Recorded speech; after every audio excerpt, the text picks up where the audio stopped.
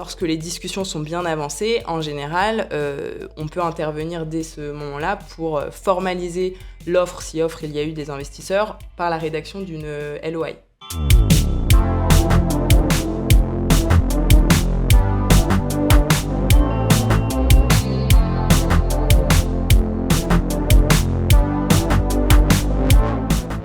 Bonjour à tous et bienvenue à ce nouvel épisode du podcast de Space Avocat. Et aujourd'hui, pour un épisode un peu particulier, je suis ravi d'accueillir Maëva. Maëva, bonjour et bienvenue. Bonjour à tous, bonjour Numa. Écoute, c'est un plaisir de t'avoir aujourd'hui. Alors pour un épisode un peu particulier, parce que tu es comme moi avocate. Exactement. Et on a le plaisir de travailler ensemble sur des sujets un peu particuliers, mais qui concernent pleinement l'industrie du New Space. C'est la levée de fonds, la constitution de sociétés, tout ce que l'on appelle dans notre jargon le fameux droit des sociétés, le corporate, pour les plus anglophones d'entre nous.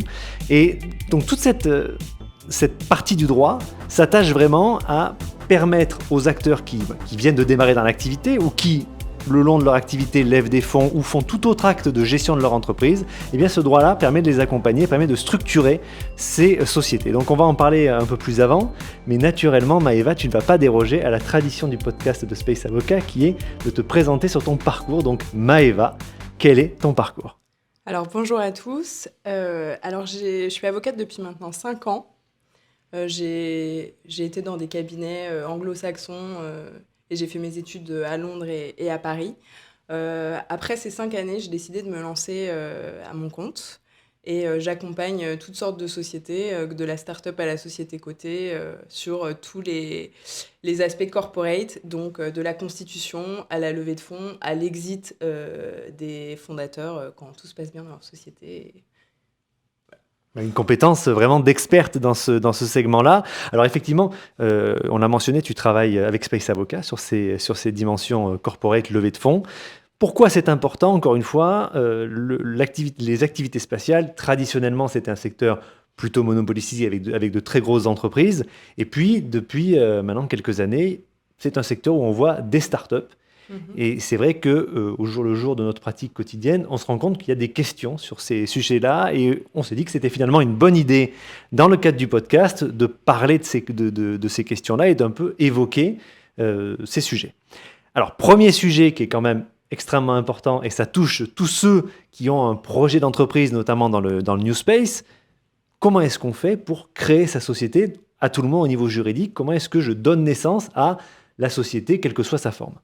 Alors, la constitution d'une société, c'est un préalable indispensable quand on monte une start-up, dans la mesure où c'est qu'à compter de son immatriculation qu'elle sera considérée comme ayant une existence juridique et un cadre, en fait. Donc, dès lors que la société va vouloir conclure des contrats, etc., il faudra qu'elle soit immatriculée.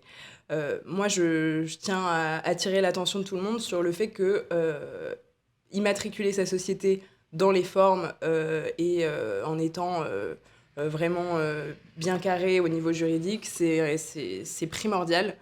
Dans la mesure où il m'est arrivé à plusieurs reprises de reprendre des dossiers avec des sociétés qui avaient fait ça un petit peu en se disant que c'était très simple d'immatriculer une société et que c'était du dépôt de statut basique, etc.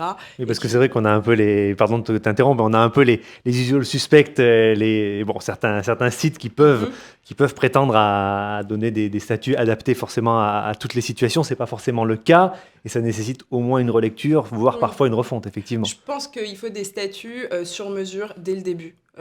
Et il y a des choses que les avocats vont pouvoir anticiper dans les documents de constitution que certaines plateformes ou des statuts types vont peut-être pas pouvoir bien encadrer. Et à horizon plus ou moins court terme, il va falloir reprendre les statuts du début. Et en fait, c'est une perte de temps. Et bien entendu, il y a des coûts associés dont on peut se passer si, dès le début, on fait les choses dans les formes. Alors, pour immatriculer une société, tout d'abord, il faut que vous ayez d'abord défini les associés, les fondateurs, la répartition. Ça, c'est aux fondateurs de la start-up de le déterminer et de nous le dire. Ensuite, il va falloir définir la structure juridique. Il y a beaucoup de formes sociales en fonction de l'objet, qu'il soit social, civil ou commercial de la société. La responsabilité des associés, en fonction des formes, elle va être illimitée La responsabilité des associés ne s'arrête pas à l'écran de la société, mais ça peut aller jusqu'à leur patrimoine personnel. C'est quelque chose qu'il faut vraiment prendre en compte au début.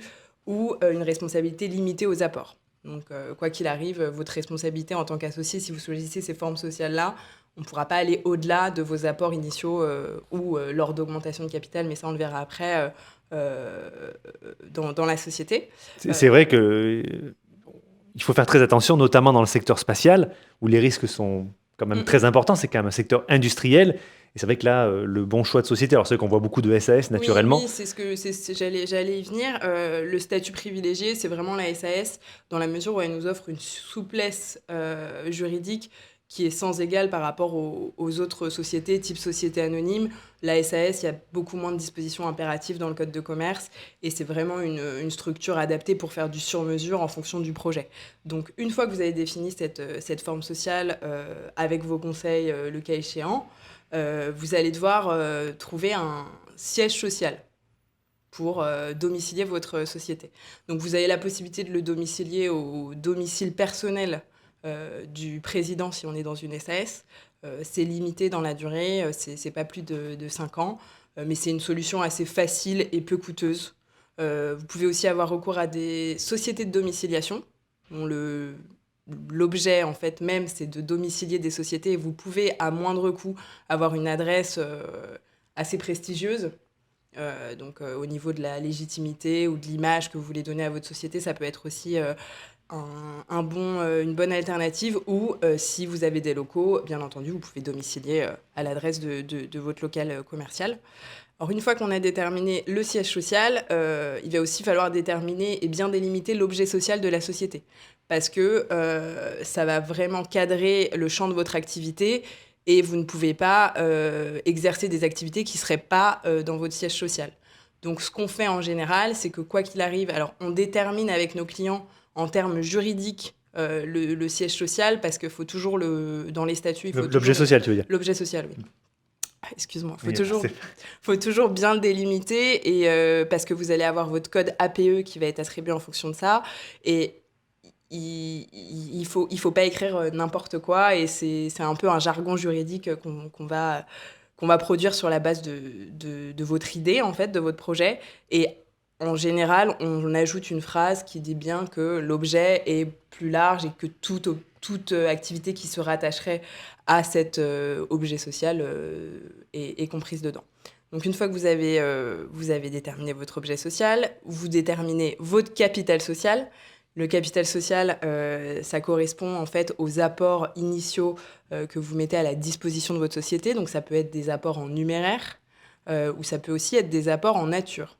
Donc, quand vous apportez des biens à votre société, il y a tout un régime particulier en fonction des apports.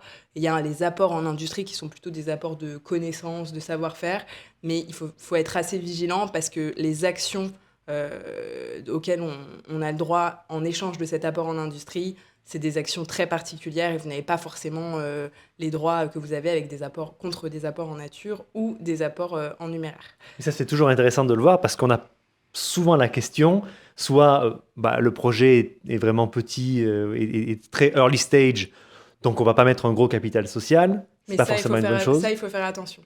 Parce que, alors, j'ai de plus en plus de clients qui veulent mettre un capital à 1 euro, c'est le capital minimum en SAS. C'est facile, mais en fait, on a beaucoup de refus des banques. Parce qu'une fois qu'on a ouvert ce compte de capital social, il va falloir transférer sur un autre compte. Et il y a beaucoup d'établissements bancaires qui refusent d'ouvrir des comptes pour des sociétés avec un capital à 1 euro. Et par ailleurs, c'est un peu la légitimité de votre entreprise.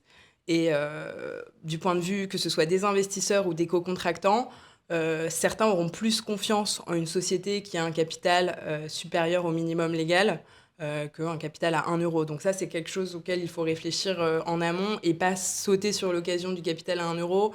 Il y a de la stratégie derrière. Surtout dans l'industrie spatiale qui est quand même souvent capital intensive, c'est ça.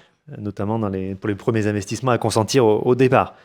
Donc, une fois qu'on a déterminé un peu toutes les caractéristiques de notre société, donc le siège social, l'objet social et le capital social, il va falloir rédiger la documentation juridique parce que vous allez devoir déposer tout un dossier d'immatriculation auprès du greffe. Donc nous, en général, Space Avocat, on s'occupe de ce dépôt-là et de la rédaction de ces documents. Alors le document le plus important, c'est bien sûr les statuts de la société. C'est ce qui va en fait encadrer toutes les règles internes entre les associés, même si on a aussi le pacte d'associés dont on parlera plus tard. Les statuts, c'est le strict nécessaire, en fait. Donc, vous allez déterminer les points ce qu'on a vu, les possibilités de prendre des décisions, en fait, d'associés.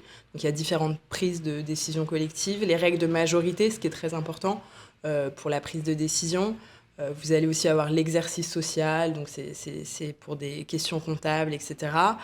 Et vous allez aussi avoir la gouvernance, qui est quelque chose de très important dans une société. Dans une SAS, on a obligatoirement un président. On peut également avoir d'autres organes sociaux, donc on peut avoir un directeur général ou plusieurs, des directeurs généraux délégués, et des boards, en fait.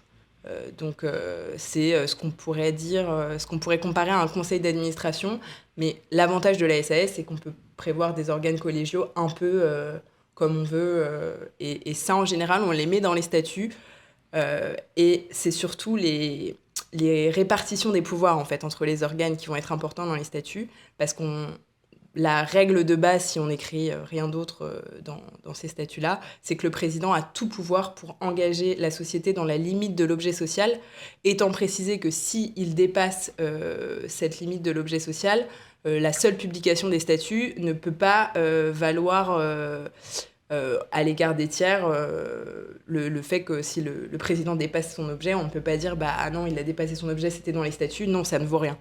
Donc c'est quelque chose il faut vraiment être attentif à ça, et dans les statuts, on va pouvoir limiter les pouvoirs du président. Donc pour certaines décisions qui sont considérées comme importantes, comme la conclusion de contrats au-delà d'une certaine somme, ou la conclusion de certains types de contrats, je pense qu'en droit spatial, c'est quand même un vrai sujet, on va pouvoir le soumettre à l'approbation préalable, soit d'un autre organe type board, soit d'une décision des associés prise à une majorité, qualifiée ou non. Donc ça, c'est quelque chose qu'on règle dans les statuts et qui est, je pense, un point à vraiment étudier lorsqu'on soumet le dossier à ces conseils et qu'on doit rédiger les statuts. Oui, donc il y a vraiment une attitude stratégique à avoir vis-à-vis des statuts qui vont avoir un impact majeur sur la vie de l'entreprise, et notamment quand on parle New Space, alors c'est aussi valable pour les PME du secteur spatial qui sont établis depuis plusieurs années, même pour les legacy, les gros acteurs créent des sociétés, peuvent modifier leur statut, peuvent créer des filiales, etc. Mais c'est vrai que notamment quand on est dans le segment New Space, avec parfois des entrepreneurs qui sont très jeunes, qui ont plein d'énergie et plein d'idées, mais qui peuvent se dire, bon, ces formalités-là, on va aller rapidement dessus. Il faut se méfier parce que c'est toute la vie de l'entreprise qui est basée là-dessus. Et effectivement, c'est vrai que derrière, rattraper les légèretés qui ont pu être commises sur certains aspects peut coûter cher et peut surtout retarder d'autres processus, notamment, je pense, au levée de fonds. C'est ça, et je pense qu'il ne faut vraiment pas minimiser cette importance-là. Moi, j'ai l'habitude de dire qu'une association dans une société, c'est un peu comme un mariage. Et je privilégierais le contrat de mariage. Et on va dire que les statuts sont un peu un contrat de mariage, parce qu'au début, quand on fonde sa boîte, tout va bien, on s'entend très bien avec son fondateur, et puis on se dit, pas besoin de s'embêter avec le formalisme ou les règles plus ou moins contraignantes. Et en fait, c'est inhérent à la vie de l'entreprise. Quand il n'y a pas de cadre, c'est beaucoup plus... C'est presque sûr qu'on va vers des conflits plus ou moins importants, mais il faut cadrer dès le début, je pense. Et les statuts sont là pour le faire, en plus du pacte dont on parlera plus tard. Donc il y a d'autres documents, alors on a fait nos statuts, on a d'autres documents annexes qui sont une liste des souscripteurs, donc les associés qui ont effectué leur rapport initiaux qui constituent le capital social. On a de la documentation relative au siège social. Enfin, c'est vraiment de l'administratif et des documents que nous, Space Avocat, on produit sans aucun problème. Mais je pense que le focus, c'est vraiment sur les statuts. Et une fois qu'on a notre dossier d'immatriculation, il faut le déposer. Il faut d'abord faire une publication dans un journal d'annonce légale, qui est une formalité indispensable, sinon vous ne pouvez pas immatriculer votre société. Donc c'est une publication dans un journal, il y a aussi des journaux sur le net, qui... Ça fait toujours un bon petit oui, souvenir. oui, c'est ça. Moi, j'aime bien.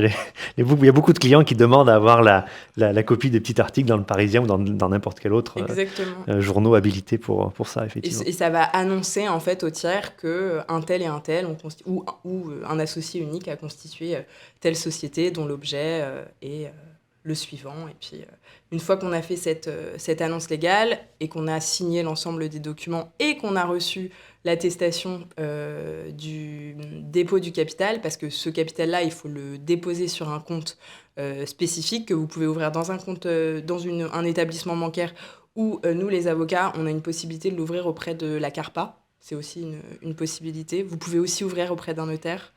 Une fois que vous avez cette attestation du dépôt du capital, vous allez pouvoir tout envoyer sur... alors avant, c'était Infogreffe, mais auprès des services compétents.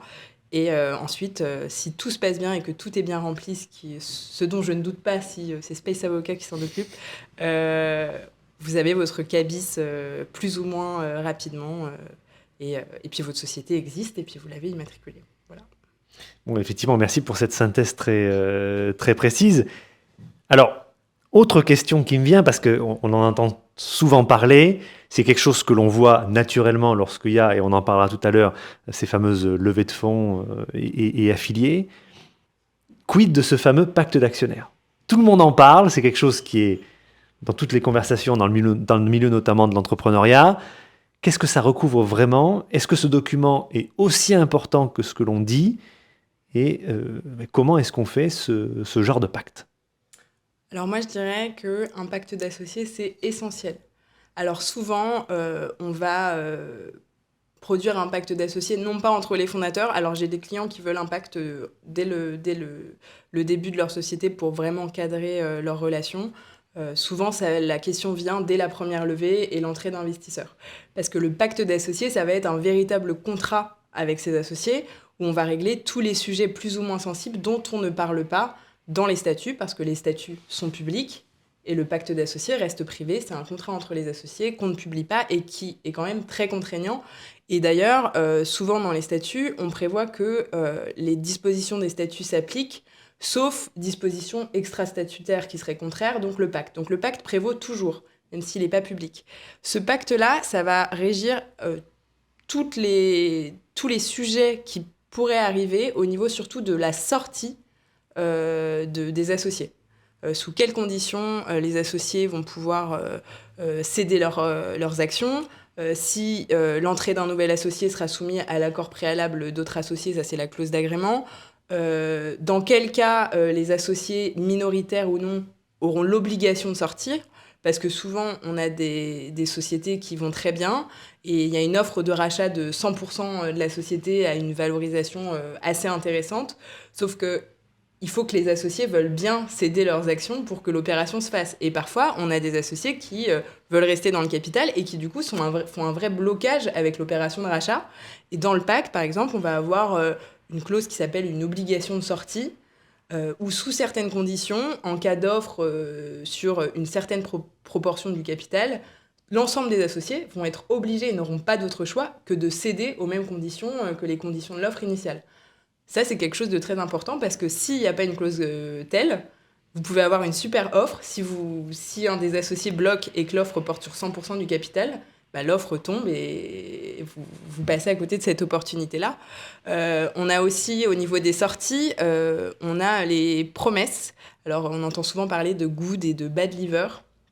Alors, pour vous expliquer ça de façon très synthétique, en fait, c'est des promesses de vente que font les associés dès la signature du pacte de leurs actions, où en fonction du départ, de la raison pour laquelle ils partent de la société, ils cessent leur fonction de la société, dans la société, donc que ce soit en tant que mandataire social, prestataire si ils effectuent des prestations pour la société, ou salarié si le cas échéant, en fonction du cas de départ, si c'est un cas good liver, donc sans faute en fait, ou bad liver avec une faute, ils seront obligés de céder leurs actions à un prix plus ou moins préférentiel en fonction de la raison pour laquelle ils sont partis.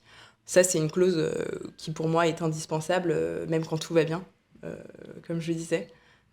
Parce que c'est pas à l'heure des conflits qu'on va pouvoir faire passer une clause de bad liver parce que la personne ne va pas vouloir céder ses Oui, actions. effectivement, Voilà. parce que c'est sûr que pour bien comprendre, plus que les statuts, ce document-là a la capacité vraiment de régir et de contraindre finalement des associés dans des Exactement. situations un peu complexes pour pouvoir trouver une résolution rapide.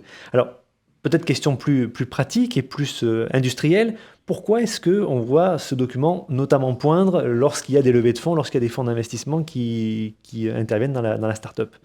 Parce que normalement, quand on est 2 founders ou qu'on est un fondateur unique, on s'entend et puis on se dit qu'on n'a pas besoin de formaliser ça sous la forme d'un contrat, parce qu'il y a toujours le contrat, il y a toujours un peu une peur de formaliser les relations quand c'est en général des fondateurs qui se connaissent bien, des relations qui sont tout le temps saines au début, et puis on se dit que de toute façon, il n'y a pas de sujet, et puis si un doit sortir, ça se fera à l'amiable.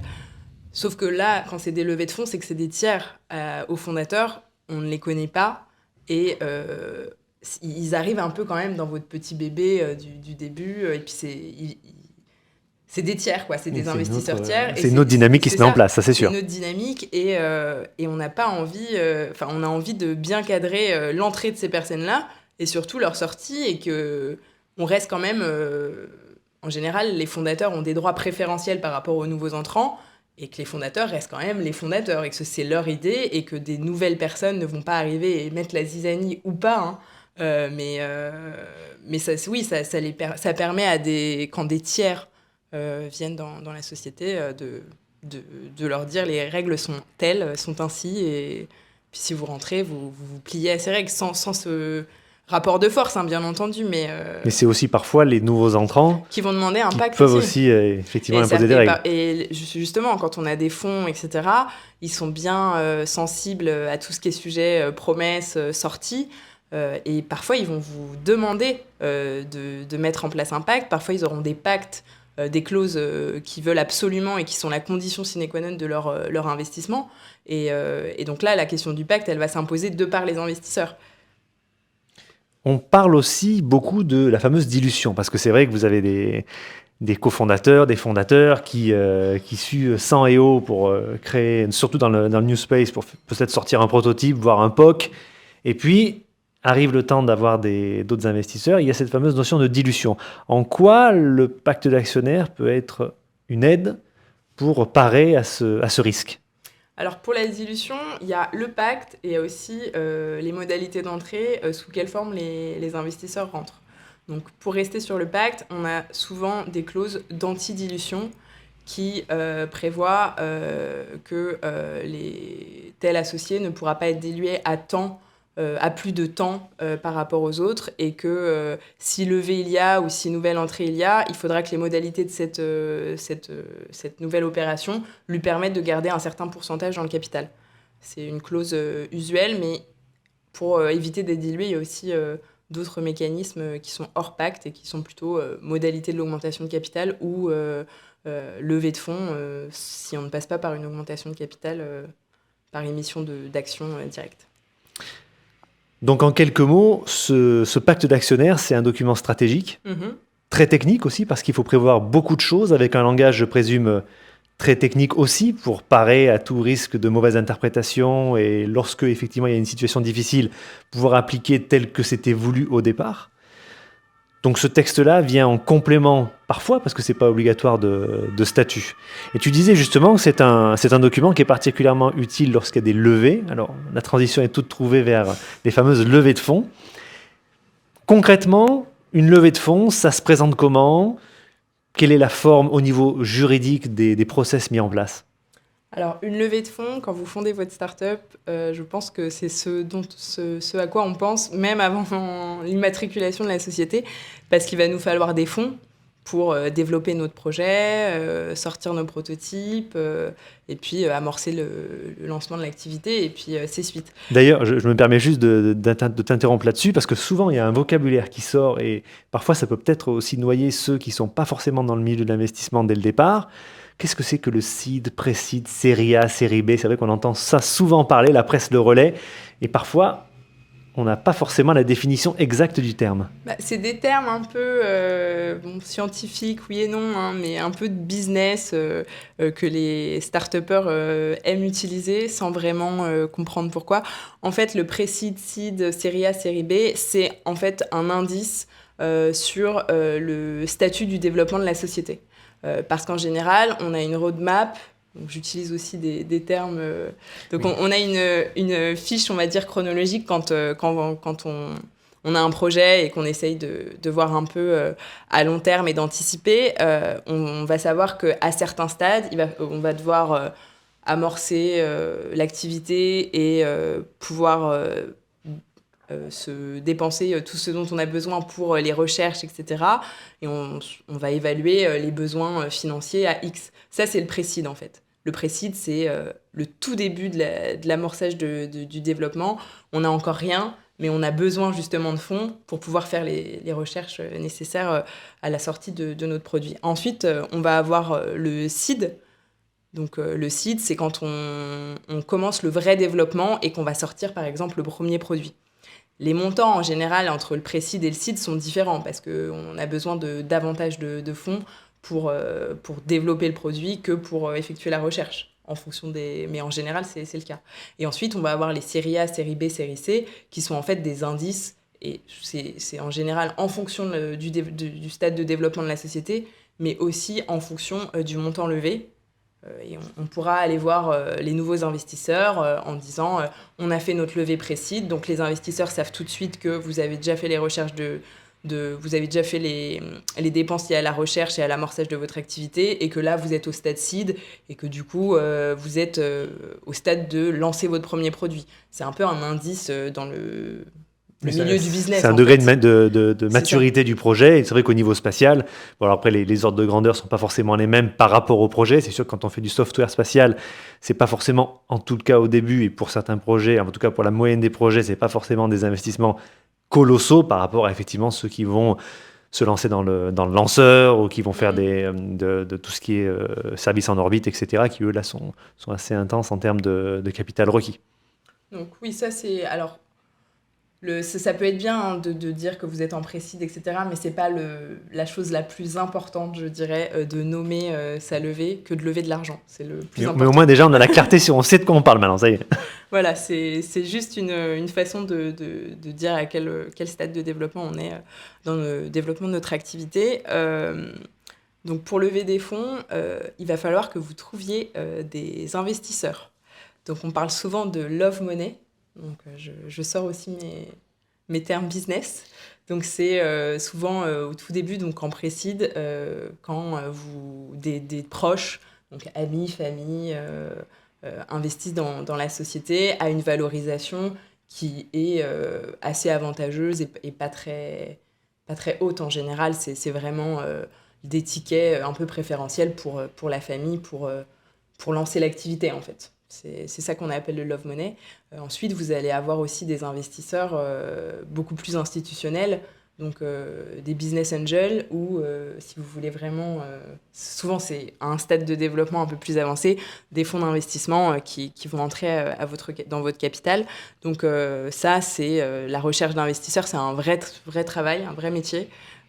Et en général, c'est une fois que les investisseurs, il y a eu plusieurs discussions avec les investisseurs, que nos clients nous donnent le go pour la levée. Ou lorsque les discussions sont bien avancées, en général, on peut intervenir dès ce moment-là pour formaliser l'offre, si offre il y a eu des investisseurs, par la rédaction d'une LOI. Donc c'est une lettre d'intention qui est ou non contraignante en fonction des négociations, mais qui cadre les modalités de l'investissement. Et je pense que c'est un élément qui est rassurant déjà pour les leveurs de fonds et qui va vous permettre de mettre vraiment un pied dans la machine et de se dire là, je vais vraiment lever et c'est cadré et du coup, on a arrêté les modalités. Il n'y a plus de discussions contraires qui pourront avoir lieu. Ça, on rédige souvent des LOI pour nos clients. Donc, une fois qu'on a cette LOI ou LOI, quelle est la prochaine étape ? Alors, la prochaine étape, ça va être en général, dès la LOI, vous avez déterminé sous quelle forme les personnes vont entrer au capital. Donc, c'est soit via une augmentation de capital donc, classique, donc l'émission de nouvelles actions directement. Donc ces personnes-là, dès lors que l'augmentation de capital va avoir lieu, elles vont devenir des nouveaux associés dans la société et elles rentreront directement. Soit vous avez négocié avec ces personnes-là pour avoir des fonds directement, mais qui entrent à une période de plus ou moins court terme, souvent via ce qu'on appelle les BSAR. Donc c'est issu de la pratique. Et c'est un mécanisme dont on parlera sans doute plus tard, mais qui va vous permettre en fait d'avoir les fonds, de ne pas être dilué, de ne pas avoir de nouveaux associés lorsqu'ils versent les fonds à la société. Donc vous pouvez les utiliser, mais la condition sine qua non, c'est que ces personnes-là qui ont cru en votre projet et qui vous ont financé dès le début, elles auront le droit à terme à des actions sous certaines conditions et un nombre d'actions qui sera déterminable selon les modalités de la prochaine levée, si prochaine levée il y a. Très bien, donc d'abord, première étape préliminaire, c'est effectivement cette lettre d'intérêt, d'intention. Une fois qu'elle est signée, qu'elle soit contraignante ou pas, on a un peu une vision sur la configuration de l'investissement. C'est ça, en fait, dans la LOI, on va formaliser ça, sous quelle forme les investisseurs vont rentrer. Et donc là, après, il y a l'augmentation de capital, AK pour les intimes, qui va finalement être à deux options. Soit on fait une augmentation avec une émission de nouvelles actions, soit, effectivement, et ça on pourra en parler un peu plus tard, il y a ces fameux bons. Qui donnent accès au capital, mais pas tout de suite. Alors, si on reste sur d'abord le premier schéma, au niveau de l'augmentation par l'émission de nouvelles actions, en grosso modo, quelle est la procédure ? Alors, la procédure, ça dépend des modalités. Si vous voulez, si vous avez déjà arrêté le montant total de votre augmentation de capital, selon les statuts, et c'est de toute façon une obligation que ce soit les associés qui décident, ça va être une décision collective des associés qui vont autoriser l'augmentation de capital en question. Il y a un point à souligner, c'est que si vous faites entrer des nouveaux investisseurs, il y a un principe qui s'appelle le droit préférentiel de souscription, qu'on appelle aussi le DPS, et selon lequel les associés qui sont déjà là avant l'augmentation de capital, si nouvelles actions ils ont un droit préférentiel pour souscrire aux dites actions plutôt que des tiers à la société. Ça s'appelle le droit préférentiel de souscription. En général, quand on veut faire rentrer de nouveaux entrants, on doit le supprimer, et ça c'est une décision des associés qui suppose aussi le recours à un commissaire aux comptes qui doit émettre obligatoirement un rapport sur cette suppression du droit préférentiel de souscription. Il y a aussi un autre mécanisme, mais ça, c'est si tous les associés sont d'accord, et c'est aussi en fonction du nombre d'associés, on peut maintenir le droit préférentiel de souscription et que chacun ensuite renonce à exercer son droit préférentiel de souscription au profit des nouveaux entrants. Mais ça, c'est un sujet qu'il faut vraiment arbitrer avec ses conseils, parce que parfois, c'est pour se dispenser d'un rapport du commissaire aux comptes, mais en raison de l'augmentation de capital, notamment s'il y a des salariés, on sera obligé d'avoir un rapport. Donc ça, c'est vraiment quelque chose à arbitrer. Donc une fois qu'on a décidé, que les associés ont décidé de leur augmentation de capital et de la suppression du DPS, ils vont la supprimer au profit des nouveaux entrants. Donc là, à la suite de la signature de cette décision-là, on va avoir les souscriptions de chacun des nouveaux entrants qui vont être formalisées via un bulletin de souscription. Et concomitamment ou peu de temps après, durant la période de souscription qui sera décidée par les associés dans la décision dont je parlais juste avant, les nouveaux entrants vont devoir virer les fonds correspondant à leur souscription au capital sur le compte dédié ouvert par la société, ouvert au nom de la société. Une fois qu'on a ces fonds-là, en général, on a une délégation au président pour éviter de repasser par une décision des associés au terme de laquelle il a tout pouvoir pour constater l'augmentation de capital, la réception des fonds, la modification corrélative des statuts, parce que bien entendu, si vous augmentez votre capital, le capital social est modifié, donc l'article afférent au capital social dans les statuts l'est aussi. Et ensuite, une fois que le président a constaté, Space Avocat s'occupe de faire les formalités et vous avez votre nouveau cabis avec le nouveau montant de l'augmentation de capital. Et on met aussi à jour les registres, les fameux registres. On met aussi à jour les registres. Alors, deuxième branche de l'augmentation de capital, enfin de la levée de fonds plutôt, Donc la première branche, c'est l'augmentation de capital. La deuxième, c'est ces fameux bons, BSA, BSAR, BSPCE. En quelques mots, parce que c'est quelque chose d'assez technique, qu'est-ce que tu peux nous dire sur ce mécanisme-là? Alors ça, tout ce que tu t'as cité, c'est des bons, un ticket qui vous donne droit à terme et selon la réalisation de certaines conditions qu'on va déterminer dès l'attribution des bons, le droit d'accéder au capital et d'avoir du coup à terme des actions et de devenir associé. Mais c'est vraiment des bons qui donnent accès au capital à terme.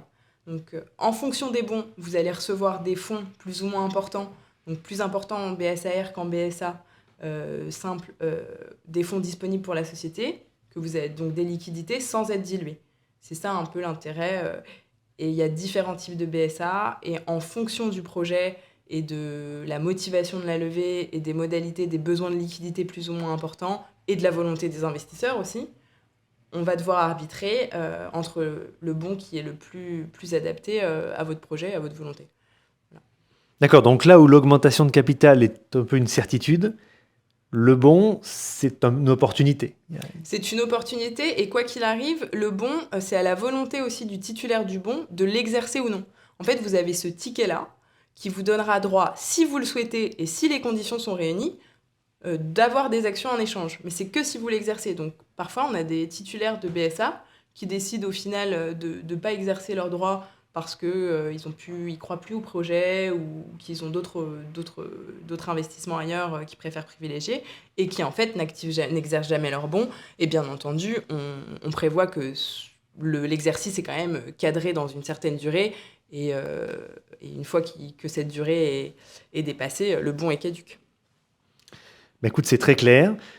Il y a une grande technicité sur ces bons et pour ceux qui nous écoutent ou qui nous regardent sur YouTube, je vous invite à nous laisser un petit commentaire ou à nous envoyer directement un message pour savoir quels sont pour vous les points sur lesquels vous souhaiteriez avoir un petit éclaircissement, parce que je pense qu'on fera une suite à cet épisode-là. L'idée, c'était vraiment de donner un espèce de panorama synthétique de la situation. C'est déjà assez complexe. Et certainement sur la levée de fonds, je pense qu'il y a beaucoup de choses encore à dire sur ces moments qui sont critiques, notamment pour le New Space, parce que là, c'est là où les projets sont consolidés, c'est là où on peut financer un POC, et puis après, des lancements, des constellations, des satellites, etc. Donc, il y a vraiment un sujet majeur. Et je pense qu'il faudra aussi évoquer un sujet inhérent à chaque augmentation de capital ou émission de bons, c'est la valorisation, en fait, à retenir. Donc, je pense que c'est un point très important. Le teasing est déjà fait, c'est super. Voilà. Maëva, il me reste à te remercier infiniment pour ta participation. Merci pour ces propos extrêmement éclairants et très pédagogues, parce qu'on est quand même sur des sujets, encore une fois, très techniques. Et c'est vrai que, notamment dans le New Space, on ne peut pas tout savoir faire, on ne peut pas savoir envoyer des choses dans l'espace. Il faut aussi utiliser ce genre d'outils pour pouvoir faire vivre l'entreprise. Et merci encore pour ton expertise et de l'avoir communiqué aujourd'hui dans le podcast. À très bientôt. À bientôt, avec plaisir et à très vite. Et merci encore. Au revoir.